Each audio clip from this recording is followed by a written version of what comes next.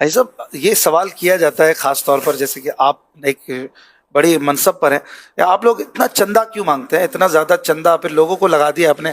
تو ویسے پاکستان میں بھکاری بہت زیادہ ہیں, جہاں ہمیں بیکلیش آ رہا ہے, اور آپ نے بھی یوں کہتے ہیں کہ بھائی بھکاری بنا دیا ہے, تو کیا ایسا ہی ہے واقعی؟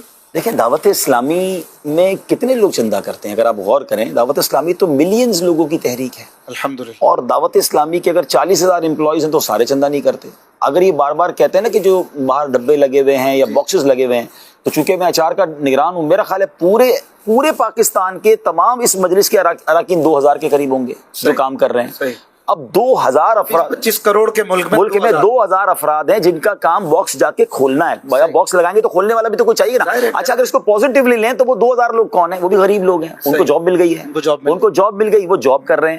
اب دعوت ان کو ٹارگٹ ہوتا ہے باکس نہیں بھرے گا تو آپ کو سیلری نہیں ملے گی. ان کا باکس بھرنے سے کوئی تعلق نہیں, ان کو باکس کھولنے سے تعلق ہے. وہ پر باکس جتنا کھولے 10 روپے نکلے یا چاہے 1,000, ہاں ان کا اتنا ہی, لاکھ روپے میں زیادہ نہیں ملے گا, کم پہ کم نہیں ملے گا. ان کی ٹائمنگز ہے, کچھ لوگ ٹائم کے اجیر ہیں, کچھ لوگ کام کے اجیر ہیں. ٹھیک ہے نا. اب دعوت اسلامی کی اگر 40,000 امپلائیز ہیں, اس میں سے 2,000 لوگ وہ ہیں جن کا یہ کام ہے, تو باقی 38,000 تو دین کی خدمت کر رہے ہیں نا. میجورٹی تو اس کی کیلکولیشن تو کریں, آؤٹ آف 40,000 2,000 بنتے کتنے ہیں؟ 5%. دعوت اسلامی کے 5% امپلائی کا کام چندے کے یہ باکسز وغیرہ لگانا ہے. باقی امپلائیز تو کوئی امام ہے, کوئی مؤذن ہے, کوئی مدرس ہے, کوئی مبلغ ہے, دین کے کام کر رہے ہیں. اب 2,000 افراد اگر پوری دعوت اسلامی کے لیے کام کر رہے ہیں تو یہ تو نارمل سی بات ہے. جس تنظیم میں لاکھوں والنٹیئرز ہوں, آپ والنٹیئرلی کام کرتے ہیں, میں الحمدللہ کرتا ہوں, ایسے لاکھوں ہیں. یہ تو کوئی ایسی بات نہ ہوئی.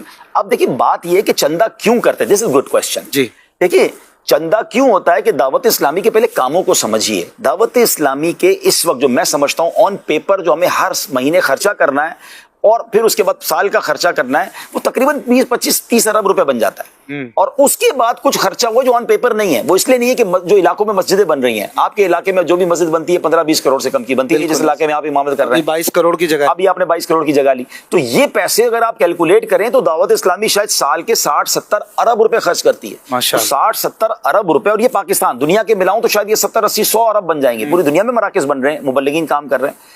100 ارب روپے جو تنظیم سال کے خرچ کر رہی ہے تو وہ جمع کر رہی ہے, تو کر رہی ہے نا. ٹھیک ہے, لیکن اب آپ 100 ارب جمع کریں گے تو نظر آئے گا نا کہ آپ چندہ بھی کر رہے ہیں, اعلان بھی کر رہے ہیں, اور لوگ آپ کو دے رہے ہیں.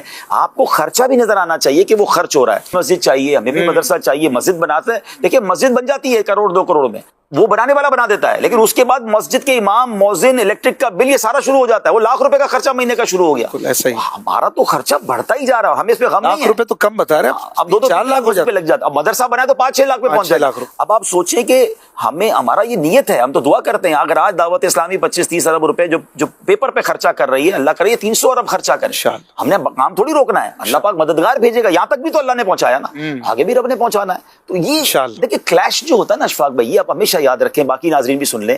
جب آپ کام کرتے ہیں نا بھائی, کاروباری لوگوں سے پوچھیں, جب آپ کی کام میں ترقی ہوتی ہے, آپ کی فیکٹری میں مال بکنا شروع ہو جاتا ہے, تو کیا ساری مارکیٹ آپ کو اچھا کہہ رہی ہوتی ہے؟ حاسدین سامنے آ جاتے ہیں, کاپیز بننا شروع ہو جاتی ہیں, نقل آنا شروع ہو جاتی ہے. تو آپ جب اتنا بڑا دین کا کام کر رہے ہیں تو بیکلیش آئے گا, کچھ لوگوں کو پرابلم ہوگی, کچھ کے مفادات کو ٹھیس پہنچے گی. آپ یا رسول اللہ کہیں گے تو کسی کو ایشو ہوگا, آپ ہر صحابی نبی جنتی جنتی کہیں گے تو کسی کے مفاد پہ ضرب پڑے گی, آپ نبی پاک کی ختم نبوت پر بات کریں گے تو اس لابی کو پرابلم ہوگا. یہ تو جتنا کام بڑھے گا پرابلم آئے گا. دل بڑا رکھنا ہے اور کام کیے جانا ہے. ماشاء اللہ. حاجی صاحب یہ مگر یہاں پر یہ سوال میں ایڈ کرنا چاہوں گا کہ کیا جو آپ کے امپلائیز ہیں, ہمارے امپلائیز ہیں, ان کو ٹارگٹ دیا جاتا ہے کہ آپ نے اگر چندہ نہیں کیا تو آپ کی کارکردگی پر یا آپ کے جو بھی جاب اسکیل ہے, سیلری اسکیل ہے, اس پہ کوئی فرق پڑتا ہے, یا ایک ترغیب کے طور پر ہوتا ہے کہ آپ سب بھی کوشش کریں, جیسے والنٹیئرز کر رہے ہیں آپ بھی کریں؟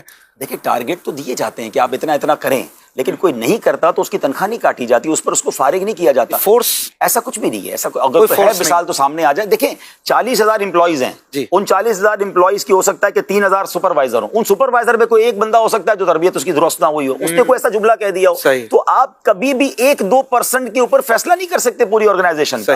آپ کے پاس ہزاروں, آپ کی مسجدوں میں امام دعوت اسلامی کے لگے ہوئے, ان سے پوچھ لیں کہ کب ان کو یہ کہا گیا کہ بھائی آپ نماز چھوڑیں, آپ چندہ کریں, چندہ نہیں کریں گے تو جاب سے نکال دیں گے. ہمارے ہزاروں امپلائیز ایسے جو سال میں 1 روپیہ جمع نہیں کرتے, اور وہ چل رہے ہیں کیونکہ ان کا کام چندہ جمع کر رہا نہیں ہے نا. ان کو امامت کے لیے رکھا ہے, ان کو تلاوت کے لیے رکھا ہے, ان کو بچوں کو پڑھانے کے لیے رکھا ہے, وہ اپنا وہ کام پورا کر رہے ہیں. تو ہم کون ہوتے ہیں اس کو نکالنے کی؟ شرعن اجازت نہیں ہے ہمیں اس بات کی. بڑی اچھی وضاحت ہو گئی حاجی صاحب.